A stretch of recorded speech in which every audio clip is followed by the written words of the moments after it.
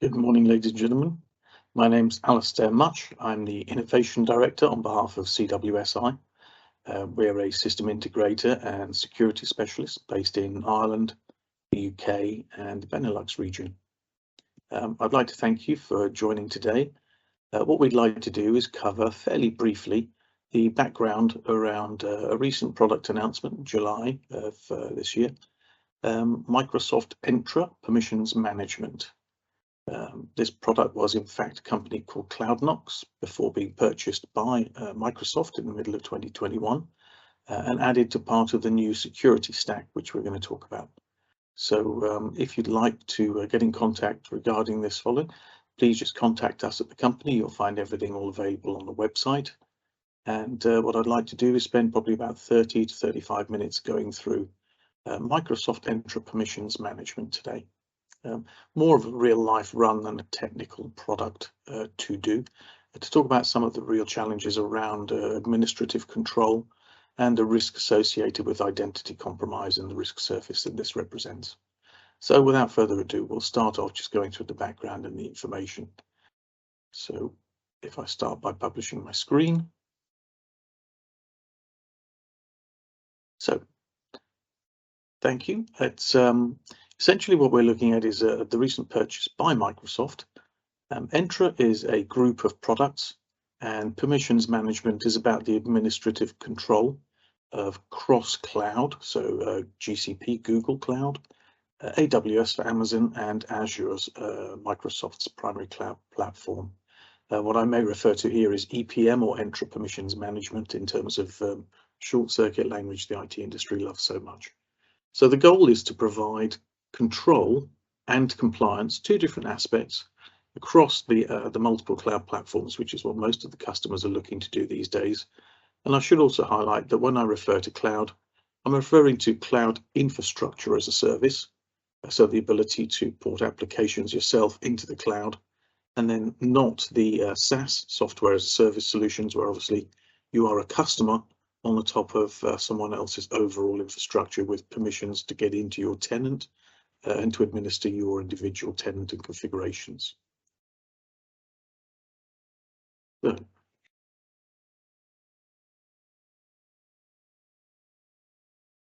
first of all, let's get the framework correct. Microsoft have announced security now as their separate product portfolio, and you'll find on the web page, you'll find the security tab. Within the Entra family, you'll find three large parts of the product set, of which EPM, Permissions Management, is one.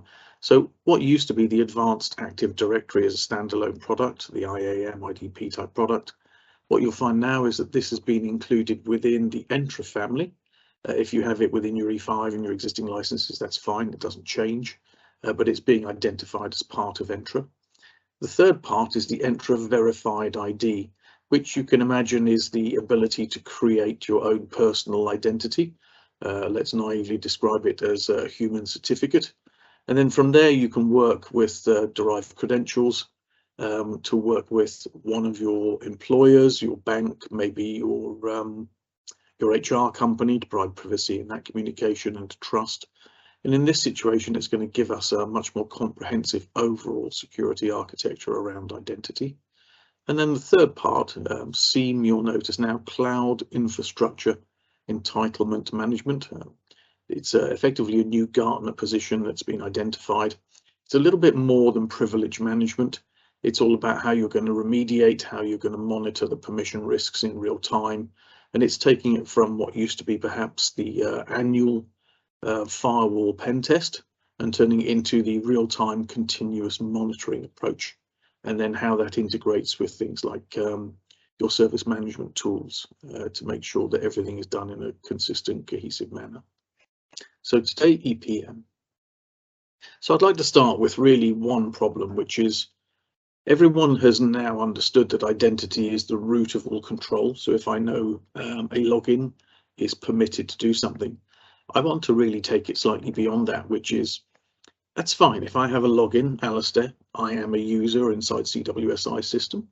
And occasionally I would go in and I would help administer with some of the demonstration systems. And also I would act as a standby if someone was maybe away. So in that situation, my identity has a number of permissions associated with it. And I'm going to rudely take them into two profiles. I'm going to take them into the bucket of user identities, so people who consume IT services, and the administrative identities, or people who provision and manage IT services on behalf of the business. And that's actually a little bit more complex than it sounds. Most of my users are users. They're employees of the business held under the contract of the company. The issue is to do more with who the administrative users are, because this is actually a lot more complex. I have companies coming to install software, companies who need to support the software that was installed, patch, upgrade, diagnose issues and connections.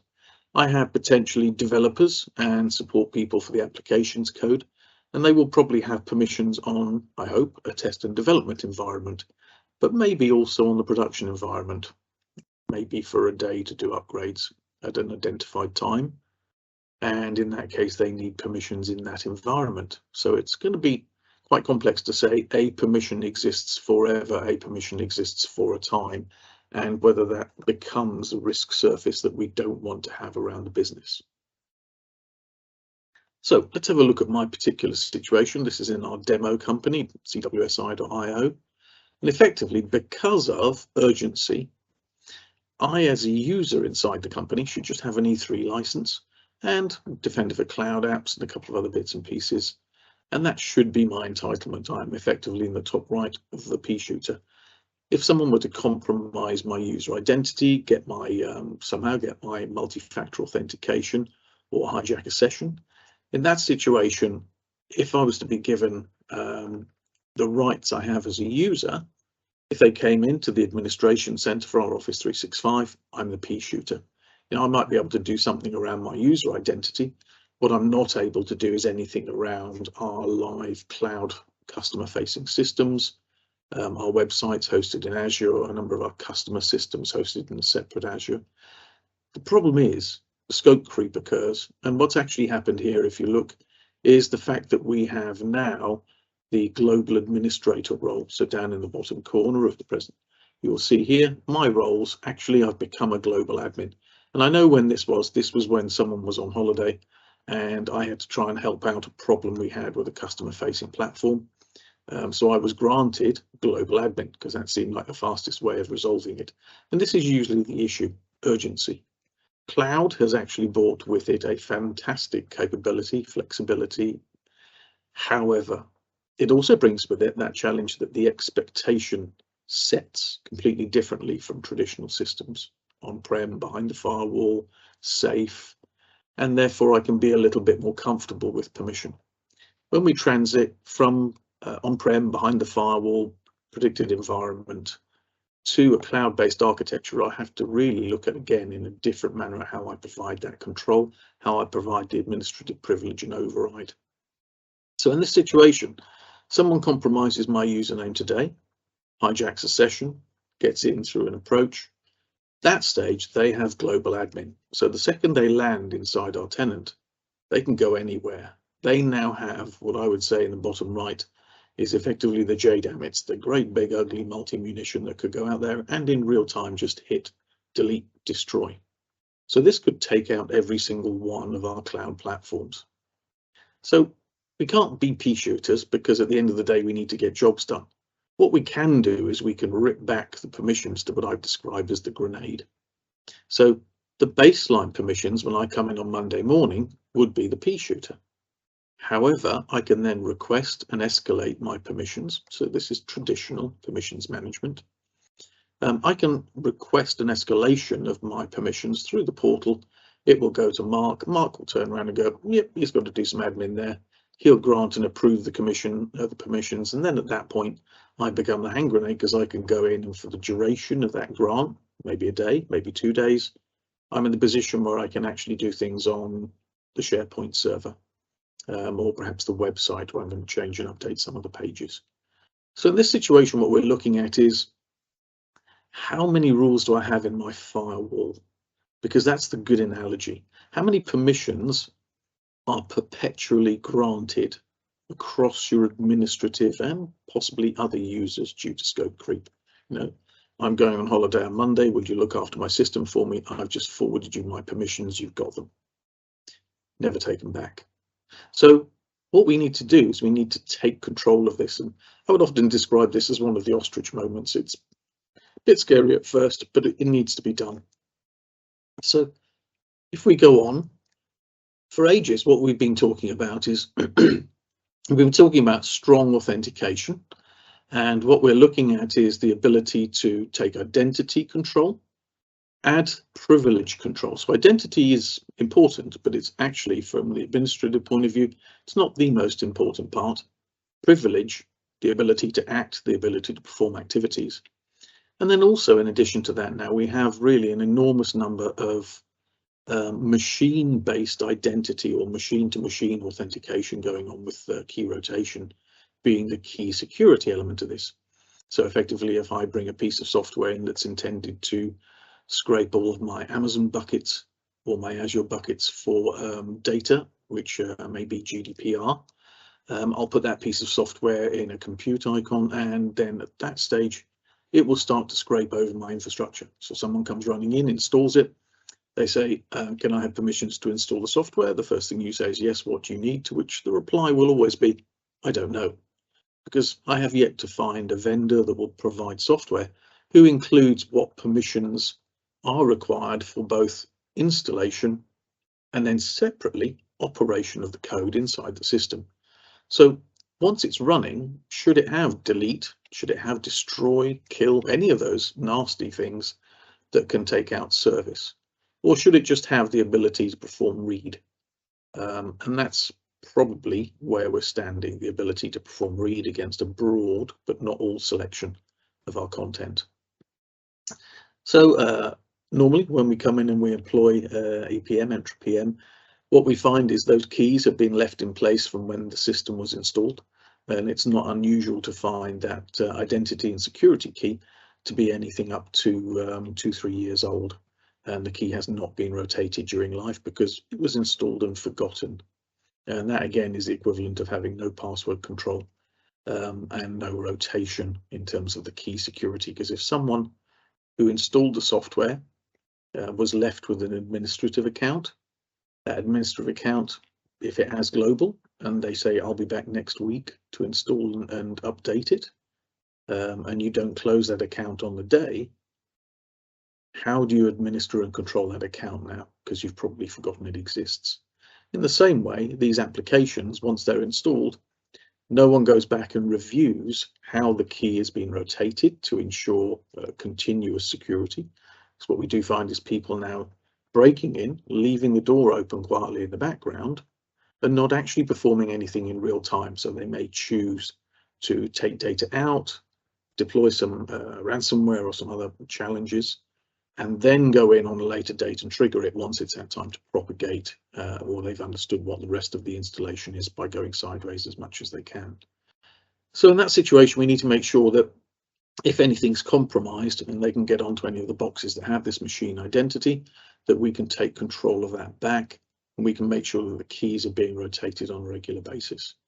So machine identity and privilege, and user identity and privilege need to be considered. Next one.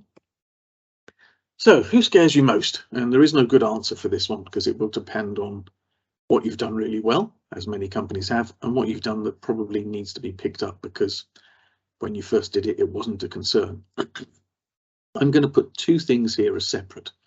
Number one, we've just discussed machine identity. So any applications that are running inside your cloud environment that aren't connected to on a daily basis because they're running as background tasks. Particular applications, particular containers that are doing a single job that are referenced by other application and computing environment stuff. And then the second one is the CISO, because whilst this product is very unusual, EPM is brilliant because it comes with an inherent CISO toolkit. And I think it's true that in many cases, the IT products that are deployed by the IT organization, they have good management, good usability. They have an interface that allows you to monitor what's going on in real time. These days, the interface has dramatically improved from how it used to be. The issue is more to do with compliance. And if someone said to me, How do you know your company's making a profit? Well, I'm just going to sit there and go, well, I'm going to speak to my chief financial officer, and my financial officer is going to say, make more. However, what he has done is he's done an analysis with numbers on the invoicing, on costs, on the HR and paperwork, everything, and they know what's going on. And yet we still pay an auditor. And that's the fun bit. So if I've got someone who says, you're making profit, but we could always do with making more, and that's my CFO, what I need is my auditor to turn around and go, yeah, your CFO's right. And more importantly, your CFO isn't siphoning all the money off. So in this situation, what I need is that audit capability. And I think that's largely where CWSI has become fantastic. It's focusing very much on compliance. It's focusing very much on being the auditor of many other people's installations. And one of the things that attracted us about this tool is the ability for the tool to actually feed the CISO in an oversight capability. So those are two key things I want to pick out. But then we start to get into the administrative task holders. So what we're looking at now is a general, I should say, administrative user on the top left. How many admin users do we have? What privilege groups do they have? What privilege is held through groups? And what privilege has been assigned individually? So if I say I'm going to move the administrative privilege of a group to a new container, does that user still have local access via personal privilege instead of group held privilege? I have someone coming in to do a deployment tomorrow. So I'm going to say, what do you need? And I know the answer, global admin. And that becomes the fun bit. So if this deployment consultant is going to come back in a week's time and do patching, changes, configurations, tuning of the software, am I going to leave the admin person's credentials there? And if I am, what privileges are on them? Because I set them up as a temporary global deployment. And what do you mean by temporary exactly? Because he could be coming back on a quarterly review. Same with development engineers. We'll talk about that one in a moment. There's a sadly famous situation that we can talk through. And then vendor support. So if something isn't working the way I expected, I'm in the position where I have to go in and pull back the support team and ask them to come into our infrastructure and do things. Again, depending on how you're doing it, they may come in through a jump box, or they may come in directly to the infrastructures because they need to see some of the infrastructure questions around cloud. Subject matter experts, they're the experts on the application potentially. Are they experts on actually the cloud infrastructure? So here what we're identifying is someone who was an SME. Were they an SME when the product was on-prem, perhaps in VMware or Hyper-V? Because they are probably an SME around that application, around that functionality. And when you migrate to cloud, do they know how cloud infrastructure works in the same way? I hate to say it, but the IT industry isn't necessarily best known for training and education and development. So if we don't have certified staff, then we're looking at potentially bringing in one of the other items here, which is contractors. Do they know our common infrastructure model? Or are they going to sit there, look at something and go, oh, okay, you've done that, click. And actually, at this moment in time, they don't know the live infrastructure. And in fact, the HA model of this is currently off air being changed. So your system's now down. So there are many ways that we can look at identity and privilege. And what we need to do is just basically start by saying, our default position should be to have net zero privilege in the majority of circumstances. And when I say net zero beyond what you're doing day to day for monitoring. So not change. We want change to be held as privilege, an enhanced privilege. So let's have a look at where we had one of these, and this is real life. The lady's picture on the right is not the lady involved. Sadly, I couldn't clip out the advert. So this was a live Amazon Web Services system. It was something in the region of, I think it was 8 live customer systems. There was a developer. So this is an internal member of staff for Amazon. It's not an external breach. And this person went on, logged in. We got the default pop-up, which account you want to sign in as. You hit the button, you fill in the, very badly, you fill in the password, you go through the MFA token. And then once you're inside, you then test the code that you've cut. So this was a development and support engineer, went onto the platform, did all the testing, did the upgrades, did the testing, made sure everything was great. ran performance tests against it. It's close of play, hits the delete key because her testing is done, and then at that point the system just deletes all of the content. They sign out and they go home, and then the phone rings. And this is the really scary thing. Unfortunately, this person had gone into the live production platform and not the test and development platform. The end result of this was that literally 6 to 8 companies fell off the web because the permissions available to that user were effectively global admin.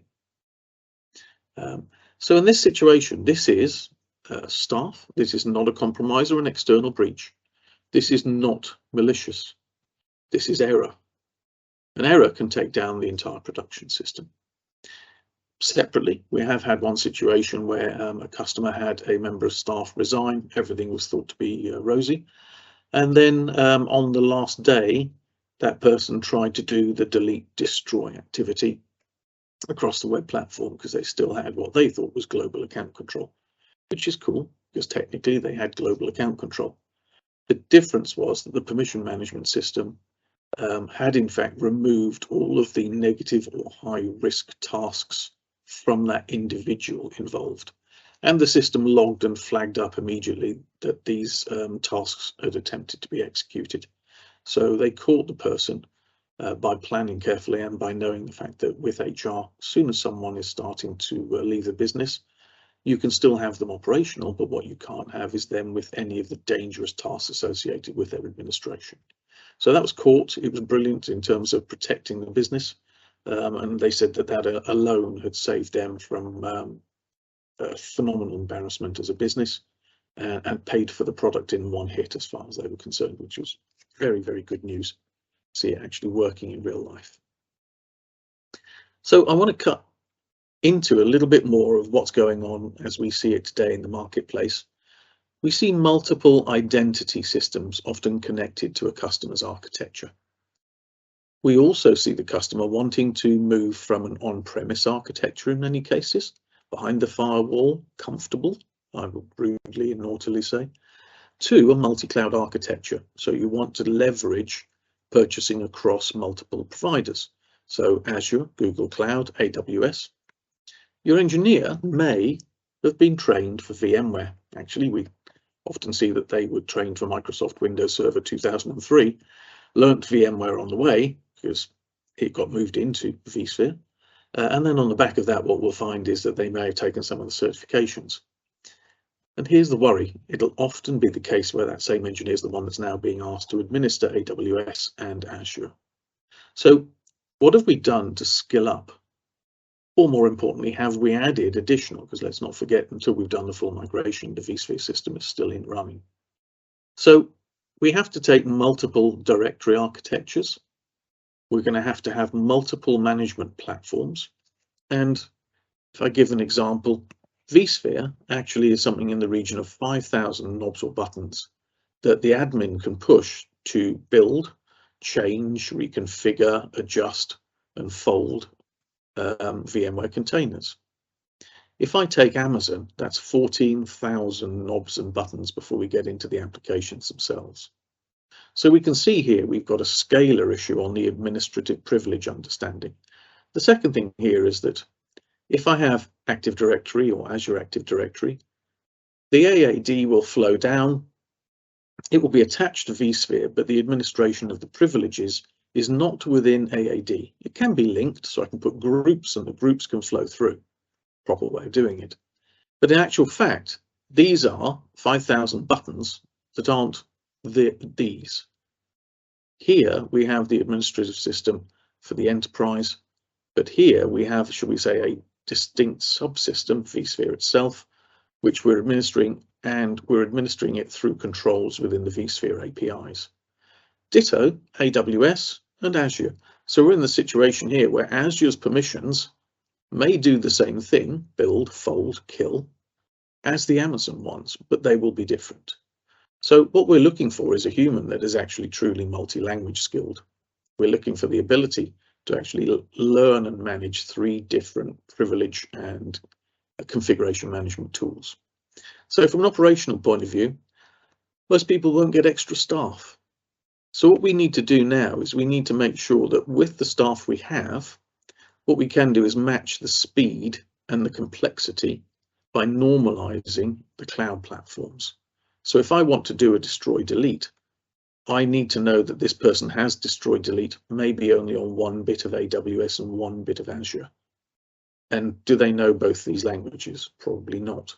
So the result is I need to normalize. I need to make sure that one tool can be used to create those privileges, press those correct buttons in the right manner. The second thing is we probably don't have sufficient training and education. And if I ask to have someone taken out of the pool in order to go and train and certify them, it's going to be a challenge. We don't have enough staff as it is. Which leads to the third one, staff attraction and retention. This is extremely costly now. And the few people we do have that are skilled in these sort of very highly developed cloud architectures, they become more expensive, they become harder to find, and they become harder to keep. So what we need to do is find a way of leveraging existing people in a more efficient way while they skill up and give them the tools to do the job. And then, as we mentioned for the CISO, is there an audit tool that gives a high-level view? Who's the KPMG in this situation, and what tools do we give them in order to make sure that the CFO is in the right place? And then from a technical viewpoint, tens of thousands of privileges. Who on earth could learn that humanly? I'm sure there are a few, and they might be quite expensive. Authorization models can be very complex, so depending on which directory, is the user being given access directly, which is dangerous? Is the user being given access through an enterprise directory, AAD, and groups? Preferable. And do we have a federated directory with a partner that's coming in and doing things here? Outsourcing, IT support organizations, platform development. All of those things are effectively a question of, I need to know that I can privilege manage all of these people across all of these platforms. And then continuous accounting.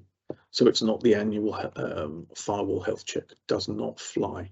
So we need to make sure the attribution and the accounting, so what's going on within the system, is done in real time. I need to know that instead of someone coming in between Monday and Friday doing 15 particular repeat activities, they've come in on a Sunday from a completely different IP address, and they've gone horizontally running across the infrastructure. And if that's the case, that may be an identity that's been compromised, and we have part of our attack service completely under. So now what we're looking for is this continuous, as it's called, machine learning, AI, choose your random marketing adjective. In this situation, what we're looking for now is the ability to identify unusual and suspicious activity automatically by the platform. So what is it? How does it work?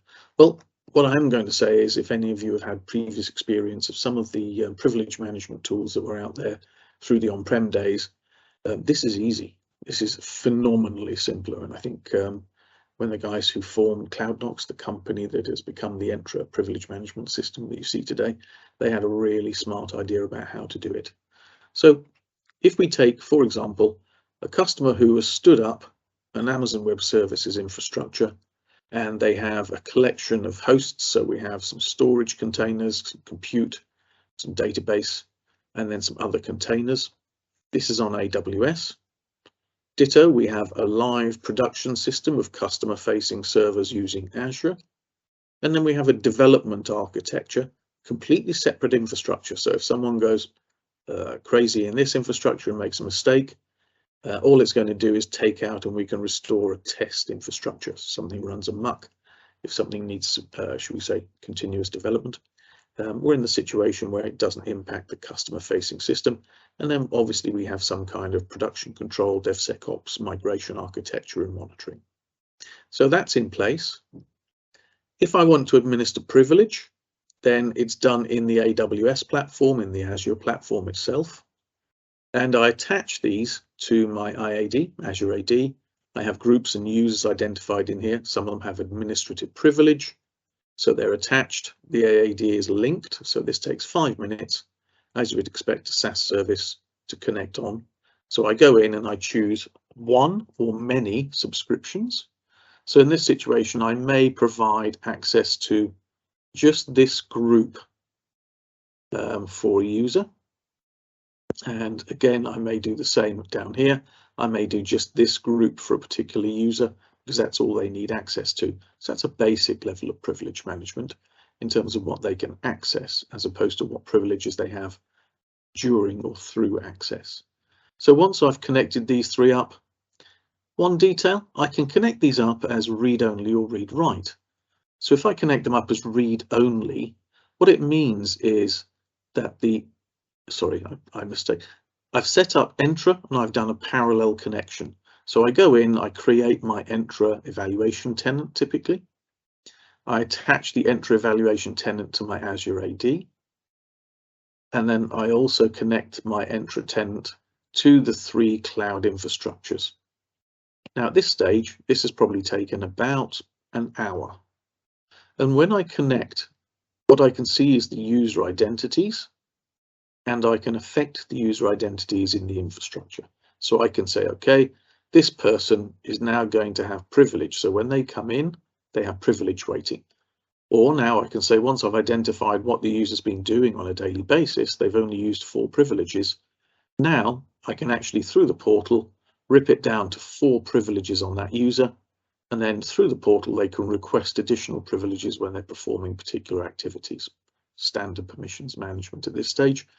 However, it's being done in the native cloud. There is no interim engineering. There are no additional servers. There's no additional software. What's actually happening is this is normalizing the language. And if I want to say only these things and only these permissions on AWS, I do it in here using the same tools. I actually do it in Azure, and I can do it in GCP as well. So this has normalized how I can set those privileges with a point and click effective GUI. And we'll see more about that in a moment. So now I have the ability, and what Entra is going to do, there's no additional software to deploy. What you're actually going to do at this stage is you're going to connect it and then leave it typically for, let's say, 1 or more days. And technically it's going to read through all of the logs. So if you've got 90-day log on each of these servers, it's going to read the logs on each server and find out which of the administrative users from AD has performed which privileges against this service. So I'm now going to get a factual log of what truthfully has been done, as opposed to saying, oh yeah, they're in that group, so they need all of these privileges. Equally, if I've got those machine identities I talked about, so let's say one of these chunks of software running in one of the clouds is performing take backup, as it used to be called many years ago, copy it off to external media. Make sure if this gets hammered, I can take it somewhere else. So what I'm doing here is I'm reading across all of these systems. Am I writing? No. Am I deleting? No. So the machine authentication part here, this identity, is extremely dangerous in terms of misappropriated privilege. So I'm going to look at the machine identities and all the other activities, to put it simply. Once I've read that, I now have a list of all of the activities factually used. What I'm then going to do is I'm going to look through the privilege engineering inside AWS and the Azure systems, and I'm going to look at who, as a user, against the identity, has what privileges in total granted to them. And that's when we start to get to this interesting portal view. So after a day, you start to get some meaningful information. And what will happen is the portal will start to complete out. And what we'll find is a number of risk areas. And I would simply describe them as three areas. One is human privilege. One is tasks, delete, destroy. And one is resources, the containers themselves.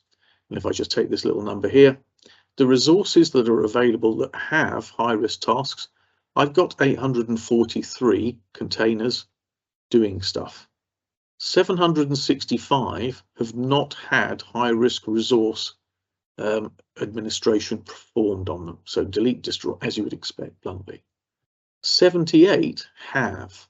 So that means, in theory, I've got 765 resources that have dangerous permissions set that have not been performed within the period of the log trace that we've used. So that tells me I have 765 that should be pulled back, and those tasks should be removed from them, the high risk tasks. So in theory, now I can just go in here I can see 16 users that contribute to my highest risk association. I'll just click on this and it's going to give me that list of 16 users who I would immediately start to investigate. So this is what we're going to do now. We're just going to be looking at this, but take this as real time, because I'm actually from here, and this raises the one question: read only or read write? And I'll take this from the point of view of an evaluation. So if you're setting up an evaluation of this product, and I do recommend it, it's astonishing what you'll find very quickly. Once that's been correctly connected to the different systems, what it's then going to do is come back with this report to you, and you're going to start to see where you stand today. It's never a good number. In fact, 65 would be the number after a large amount of work, 65% risk associated with this installation. It was described as the privilege creep index, onward granting of permissions, leaving users in place, software that's running without any controls and keys that are all of that sort of stuff presents 65% risk surface on your cloud infrastructure. And that would have been found in probably 2 weeks. You can peer it back from the 90s to the 65s by going through some of the high risk things that can be picked up here. It really is phenomenally fast. So once we have this in place, what would I do for the trial? Well, as mentioned, I'm going to take the nervous moment and I'm going to say that I'm only allowing read only. So this tool cannot change the permissions on this infrastructure because I don't want anything impacting my service. One would argue that the ability to identify and change things in real time, which we'll see in here in a moment, I would have it read write as fast as I could. Maybe during the training and learning period, I would have it read only, or maybe you have a DevSecOps process that means anything found in here, we can actually extract it. It'll generate the JSON code in real time, and I can pop that into the next production approvals process. So you have read only and read write. You have a choice there. Once in production and once trained and people are practiced, I would honestly say have read write because you can react in real time and it is phenomenal. And then the second part is to do with what you attach it to. So if this was, for example, the live production customer facing system, and this was my development environment, we have had customers turn around and say, I'm actually going to do this on the development environment. In truth, I would do it on both in read only to begin with, because I want to find out what's risky about my production environment. So I really encourage you to go as broadly as you can, maybe in read only to begin with. It's a new tool, it's a powerful tool. And from that point, then go to read write so you can respond in real time to requests and changes. But do broaden it out. The more you test, the more you find, and that is a good thing. Sometimes unnerving, but it is a good thing. So let's have a little quick peek at what it looked like. This is actually a slightly older screen now. I do need to update my slides. I have 16 users that represent evil. So this is 16 users that have contributed to rising my number very significantly. In addition to that, I can look at users with users by the tasks themselves. So I can look at where I have unexecuted delete capable tasks. And then in addition to that, I can start to look at where the resources are in danger. So I've got 829 resources. 815 of them have not been administered or had delete used on them. 14 have. So this tells me I need to look at what has been deleted. And then also I need to make sure that I take delete out for these 815 and make it a read permission. So when someone comes in, they have to request having that delete capability before anything can go ahead, because it gives you the human control over your architecture. So just clicking on any of these will take me in. It'll give me the ability to understand what all of those groups and areas are that need to be managed. So now, to protect the innocent, we have no names. Very quickly, I'm just going to give you some examples over what we have found. So in this situation, this is from an enterprise AD, that's what the E stands for. I have the user identity that's been resolved, the domain that's been set. So all of these people have 695 permissions granted. And actually the privilege creep index, the risk associated, is 94%. So in this situation, they have used none of those 695 permissions, and therefore as a user they represent a very dangerous risk attack. If someone manages to compromise this identity, they have all of these attached to the identity that this person doesn't truthfully need on a daily basis. So I have 91 people who are administering the system and have actually performed activities. I have 690 that have never performed administration in the last 90 days. They need to be made baseline, read-only, with removal of any dangerous profile. They can still request the escalation of their privileges anytime they like. The next one, these are tasks. So we are looking here at the ability. So I have folder destroy capability. I have 6 times performed on 3 resources, and I've got 167 people with that permission. So that's just dangerous. Again, virtual machine destroy, 452 unexecuted, 5 who execute that privilege. Clicking in there will allow me to see which group or individual permission bundle allows them to do that, by the way, which is where we need to start untangling what the problem is and how they've been granted.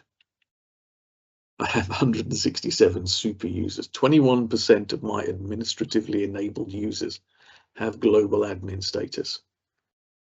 I'll just move on from that one. It's the truth, and it's found every time. So these are the sorts of issues. 95% of the admins, or the machine identities, let's not underestimate those, have executed 7 out of 209 privileges across 2.3 thousand resources. They've only accessed 11. This is one of those big bombs. It's not a hand grenade. This is where we need to immediately start work. And clicking on here, it's immediately. We have here a local user. So this isn't even someone coming in through AAD. This is someone who's logging in directly to the cloud infrastructure with an identity that will permit them to actually perform, and it's not there. Important to understand if this is your break glass user. So we need to work out, this is the defuzzing of those firewall rules I talked about. Every time someone invents a new rule for a firewall, it goes in at the top because it's the most important one today. And we end up with 200 rules and no one knows who created them. So we do need to defuzz this. It's not a one size fits all. But if we don't have the tool and we don't identify, we're never going to move on. We have this. I'm not going to go through this in great detail. What I would say is never underestimate that we need to have audit. It's all very well to have a fantastic CFO, but someone needs to promise to you that that CFO is absolutely bang on and not just smiling. So audit and compliance.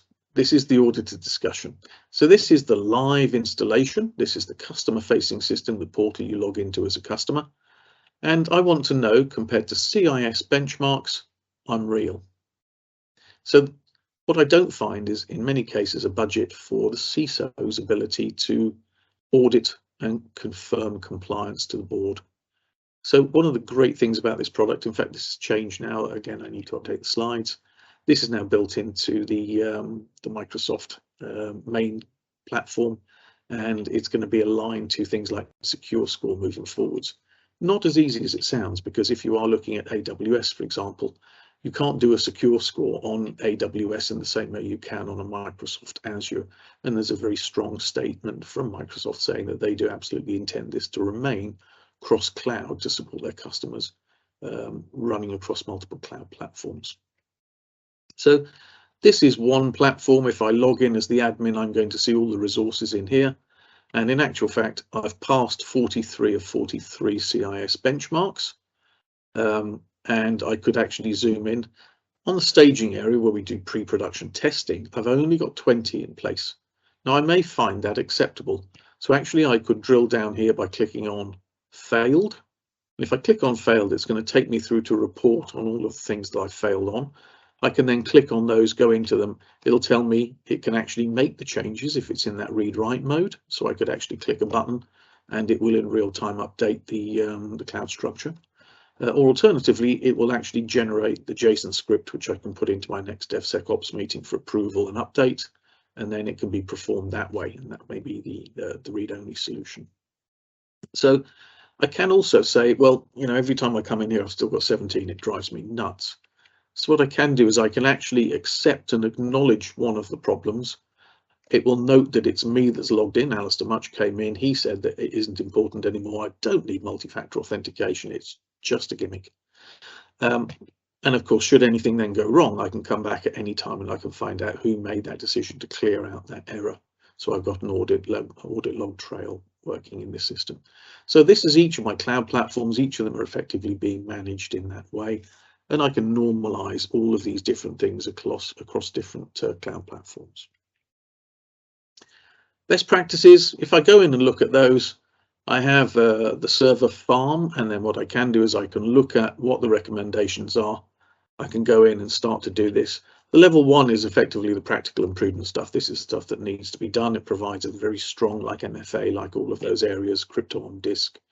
The level 2 stuff is the second layer of the onion. And what we need to do here is we need to find areas that can still cause surface risk, and it can maybe not directly be accountable for, but it can make sure that the onward issue is taken care of as well. So this is all, again, this is why I urge a read-write capability and broadening it out as much as possible. Certainly during a trial, you'll find where all your big problems are very quickly. And that's why I say I'd come in here and keep it on a read-write capability and open it out as broadly as you can.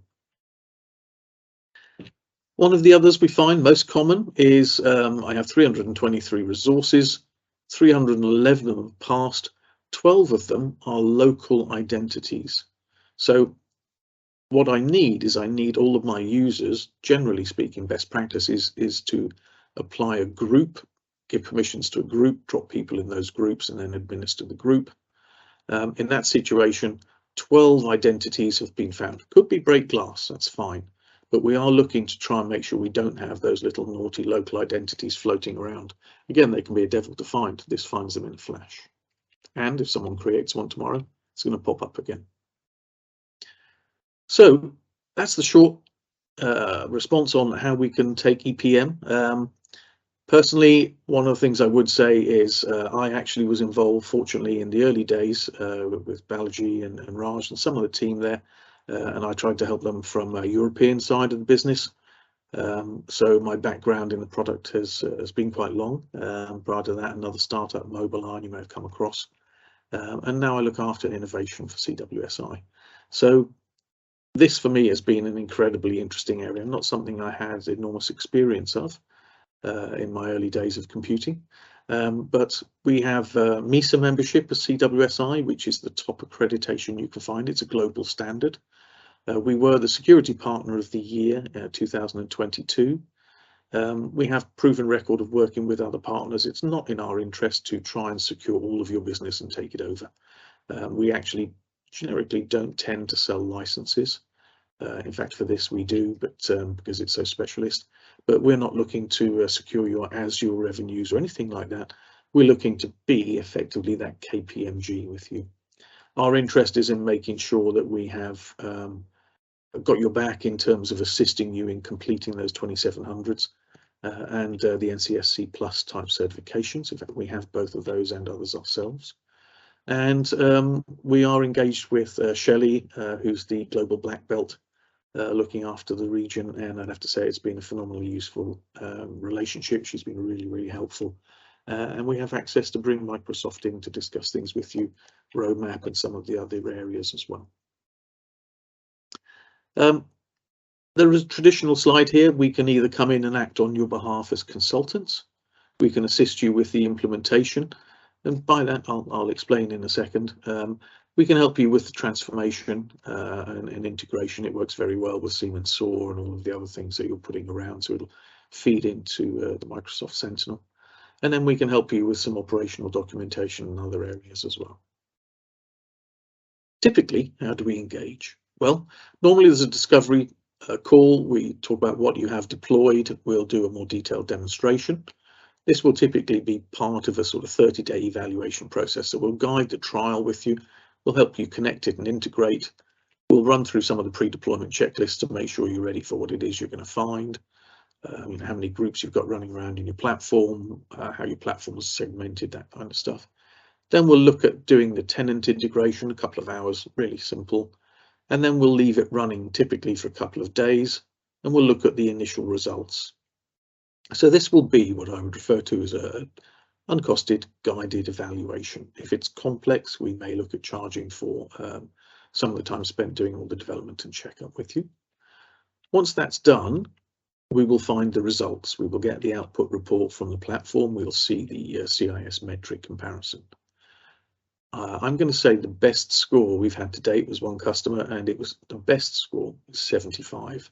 And this was actually a cloud native company that was very impressive. The worst score we've had is 96% risk. So that's 4% optimized.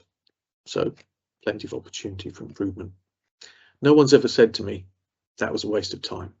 And that's the most important part. This is very, very high value time. So once that's done, we can find out what there is. We can look at what the results are, where the gaps are. We can then start to implement a package customized for yourself. So there is no, it'll cost you 10 grand.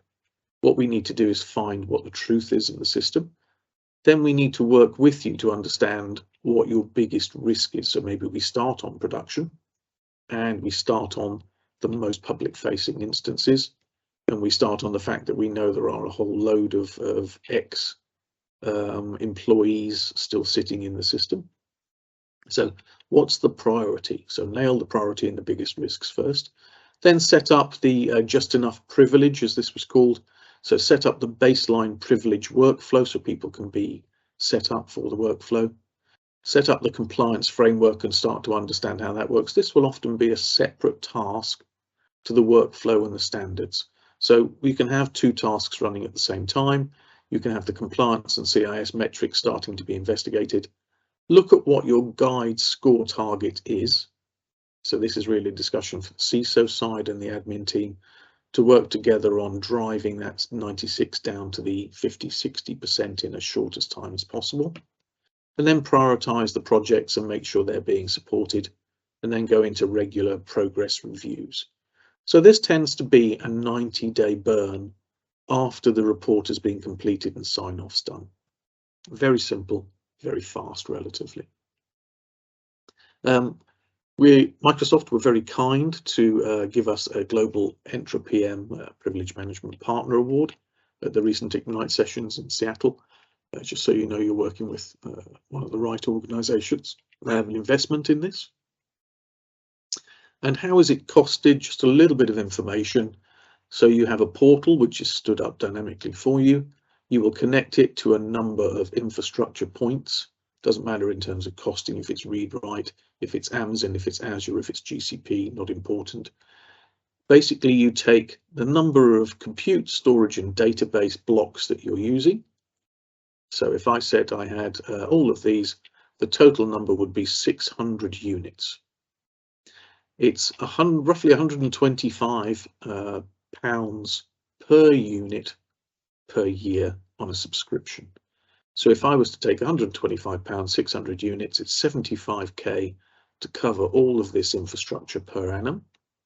Deployment is relatively simple, and by deployment I mean connecting, integrating all the AAD and the Azure and the other bits. It's probably only going to cost about 2,000 for a couple of days worth of setup and organization to integrate it. And then it comes down to what's the number found. But that is bluntly the best value you'll ever get in terms of reducing your risk surface. So just to be clear, it's not part of any E3, E5, it is a standalone subscription. It can be made part of an EA or it can be through CSP. So we can provide that if you don't have that organized. It's cross-cloud, so it's the same pricing regardless of which of the cloud platforms you're using, and it's resource related. You can actually tell it to only perform on this part of the resource pool if you wanted to. So thereby, if you have a trial in mind for a critical part of your infrastructure that's going live, it could be attached to just that subscription or project, which would allow you to run with a fixed cost for a set period of time to prove it's working for you. And you don't have to run with a full 600 as a result of that. So it becomes quite manageable. If you are getting into very fast build, fold, CFD, that kind of stuff, then just contact us and we can have a discussion with you about how we can manage that. So that's the majority of it. We do have a white paper available. If you'd like to go to the website, the link is here. Then it's very simple to download the white paper and the information about many of the use cases. What I would strongly say is you can't do damage if you set it up as read-only. It's so fast to integrate, and the real truthful results will be found within a week. So I think I'd put up a personal prize here. The lowest score we get on the first day, we get a prize from me, and I'm not expecting it to be below 85% risk. So if you want that, there's a free 1-hour consultation we can provide, and that's on this URL here. Just do a search on CWSI Entra consultation, you should take it. And we can set this up and we can find it. But what I don't promise is that once you've seen the results, you probably will have to go ahead and pay. And that's not me saying I want to take your business. It's me saying this stuff is underrated and has been underrated for a very long time. And I think rather than ostrich this and then find the nasty way, I think this is one of the things where you can take a proactive approach and make a significant change very fast. And I think that is probably one of the most important things to do. So use the trial. The trial is worth everything. So that's it from me. Thank you for taking the time to watch the video. And I hope you don't have a high number. I would have to say so far, it hasn't been a surprise. But as one of my customers said, that was not a waste of time.